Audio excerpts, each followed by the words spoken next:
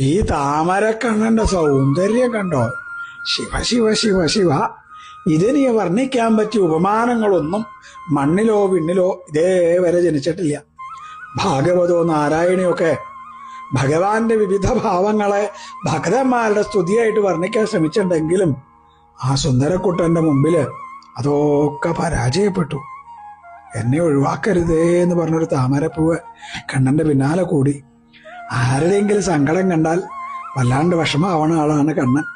ആ താമരപ്പൂവിനെ കണ്ണൻ ഇങ്ങോട്ട് ഏറ്റെടുത്തു. അപ്പൊ എന്തായി എന്നല്ലേ? മുഖാരവിന്ദം, പദാരവിന്ദം, നയനാരവിന്ദം എന്നൊക്കെ പിന്നെ പിന്നെ പിന്നെ ആളുകൾ പാടാൻ തുടങ്ങി.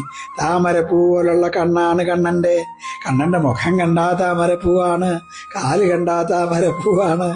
ആ കളിത്താമരയെ ഭഗവാൻ കയ്യിൽ സൂക്ഷിച്ചു. ഭക്തന്മാർക്ക് ആ താമരപ്പൂവിൽ അമർന്ന് ദർശനം നൽകി. സാക്ഷാൽ താമരക്കണ്ണനായ ഗുരുവായൂരപ്പന് ദണ്ഡ നമസ്കാരം. കൃഷ്ണ ഗുരുവായൂരപ്പ.